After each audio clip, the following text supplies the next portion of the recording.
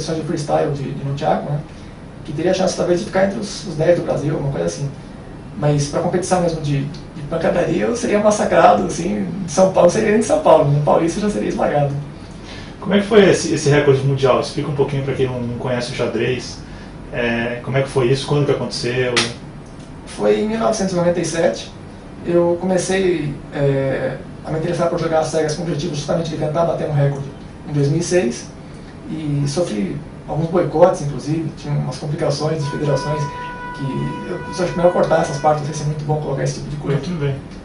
E eu não sei qual é a parte relevante que eu deveria comentar a respeito disso. Como é que funciona uma partida às cegas, para quem não conhece? Deixa eu ver como é que funciona. Como é que você fica sentado e tem várias pessoas jogando? Isso acho que seria interessante, talvez depois você colocar um vídeo que aparece Sim, jogando puder... e colocar, descrevendo como a pessoa vendo uma cena, né? Então, fica uma pessoa de costas ou vendada. Na época do Paul Morphy, do Pillsbury, do Philidor, eles colocavam venda nos olhos e ainda ficavam de costas. Alguns ficavam de frente, mas com venda nos olhos. E alguns ficavam de costas também, variava. Atualmente ninguém mais coloca venda nos olhos, né? Atualmente todos ou ficam de costas para os tabuleiros, e alguns inclusive colocam uma coisa na frente e ficam com um tabuleiro do computador. Então eles não sabem onde estão as peças, mas eles têm a lista dos lances.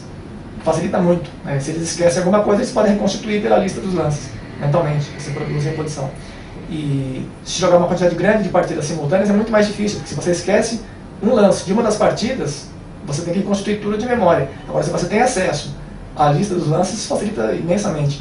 Eu diria que fica milhares de vezes mais fácil, porque você tem milhares de lances para serem memorizados, e quando você tem acesso a esse tipo de informação, você suprime toda essa necessidade. Você só precisa usar um tabuleiro de cada vez, ou nem precisa o tabuleiro, mas você precisa ter as informações de onde estão as peças, de como elas interagem, né, para que você possa tomar as decisões, sem que você tenha necessidade de lembrar de tudo que aconteceu em todas essas partidas. E, inclusive, o Karpov, né, que foi campeão mundial de 75 a 85, ele não é um jogador muito... O Kasparov é muito forte, talvez um dos melhores do mundo, talvez o melhor do mundo às cegas, atualmente seja o Kasparov. O Karpov, ele é relativamente fraco nas cegas, embora ele tenha sido um dos melhores do mundo e continua sendo. E ele, quando jogava sem ter acesso visual ao tabuleiro realmente, ele jogava muito mal, perdia para jogadores de um nível bem mais baixo que o dele, enquanto o Kasparov joga 8 partidas às cegas sem ver nenhum tabuleiro e tal. Depende muito da memória, da concentração, de algumas características específicas que eu não saberia dizer exatamente. Teve estudos do Alfred Binet a respeito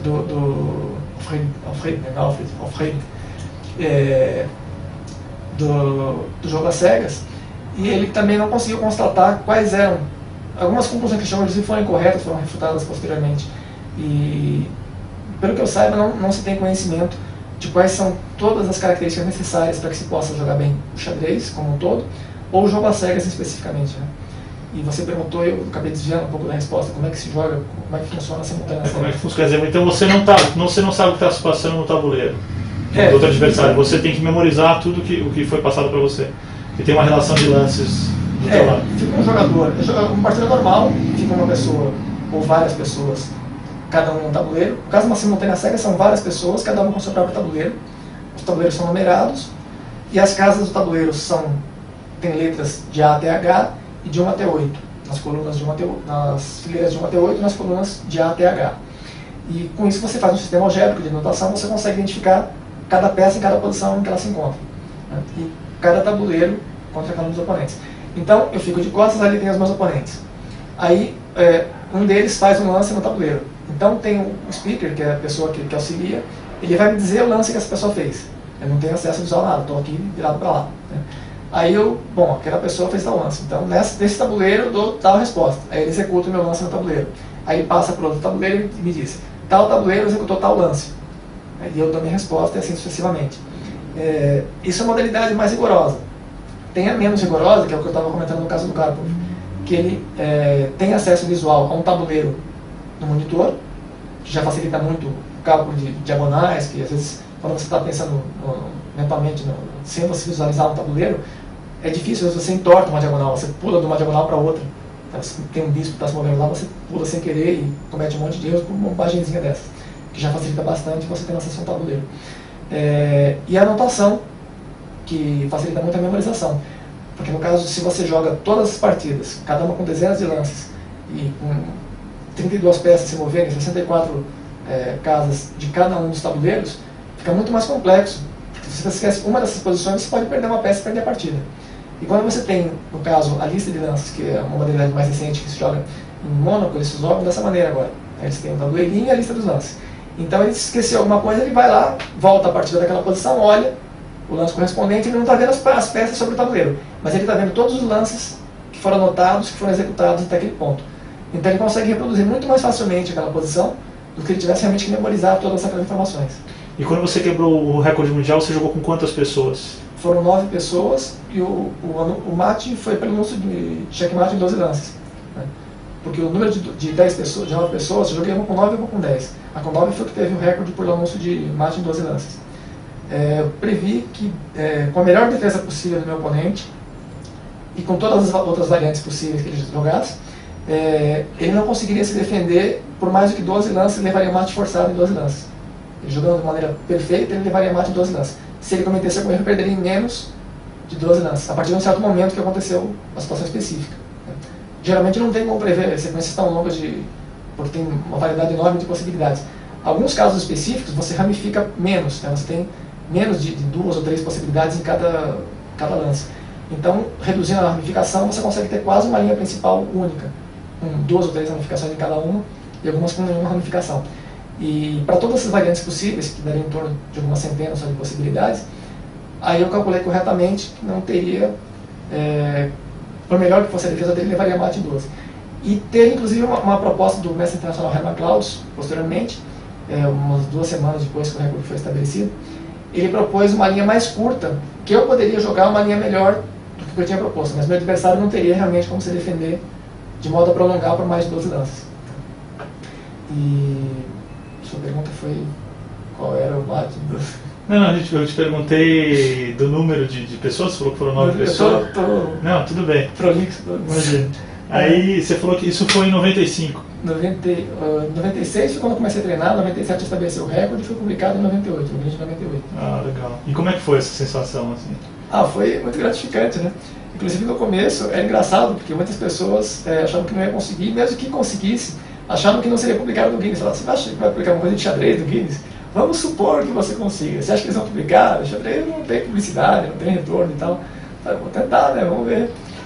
Aí consegui publicar e teve uma matéria com certo destaque, inclusive. Colocaram 2 fotos, colocaram um pedaço relativamente extenso, né? Pegou um terço de página mais ou menos do Guinness. Teve mais matéria falando sobre o meu recorde do que o Kasparov contra o Deep Blue, que teve, acho que foi só uma foto, e um trecho um pouco menor, né? Então eu fiquei muito feliz, muito satisfeito. E de certa forma foi surpreendente e também não foi, porque quando você tem um resultado que é relativamente grande, mas que você considera grande, mas que você teve um trabalho consistente, caminhando para aquele objetivo, você foi subindo os degraus até chegar lá, passa a ser um resultado natural, né? É diferente quando você joga na loteria e ganha na loteria, porque você você pulou vários degraus e simplesmente aconteceu uma coisa que caiu do céu. Aquilo não foi propriamente cair do céu, foi o fruto de um trabalho bastante intenso, de várias pessoas que se coordenaram, se mobilizaram para participar desse processo. O Alex Takayama ajudou muito, o Rodrigo, o Lescels, teve uma lista, o Rafael Zakovics, que ajudaram com a organização dos eventos, com filmagem, com os que passavam os lances para mim, que cederam espaço para fazer eventos, que as pessoas que participaram nas simultâneas dos treinamentos, né? Eu tive umas 30 etapas de treinamento no Centro Cultural São Paulo e todas as pessoas que participaram, de certo modo, colaboraram, porque não teria condições de bater o recorde se não tivesse treinado, né? Então teve muita gente que colaborou e teve também pessoas que tentaram boicotar, que eu achei um absurdo isso, né? E até hoje eu não consegui identificar exatamente quais foram as pessoas que boicotaram, mas arrancaram folders do mural do Clube de Xadrez São Paulo, né? Recortaram parte de notícia do recorde de jornal. Teve coisas absurdas. Mas por que inveja? Isso aí é competição entre vocês? Existem problemas de federações que, se você entrasse na época, agora está menos grave isso. A Federação Paulista de Xadrez, com a Confederação Brasileira, tinha um atrito tão intenso que às vezes tinha colocava um GIF animado na página da Federação Paulista de Xadrez, que devia ser uma coisa sóbria, né? Uma página de um martelinho, um rapaz com um martelinho batendo na cabeça do outro. E quem não sabia da disputa entre as federações não sabia o que representava aquilo. Quem entrava sabia que ele estava se referindo.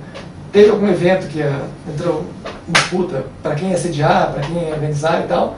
Aí a FPX ganhava a causa para conseguir sediar o tal evento. Aí colocava lá um GIF animado na página de entrada com um martelinho, com o rapaz batendo na cabeça do outro com um martelinho. falei, nossa, isso é coisa de criança, já era o presidente de uma federação. O presidente de uma federação. Eu também tenho algumas coisas imaturas, acho que todos nós de vez em quando temos nós, né?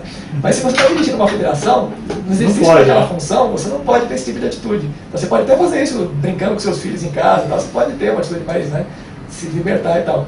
Mas no exercício da função dele não poderia em hipótese alguma. E teve várias coisas desse tipo, várias. Deixa eu te perguntar, o QI, quando que você fez seu primeiro teste? O primeiro teste eu fiz, tinha 3 anos, um pouco mais de 30 anos, alguns meses, e foi engraçado.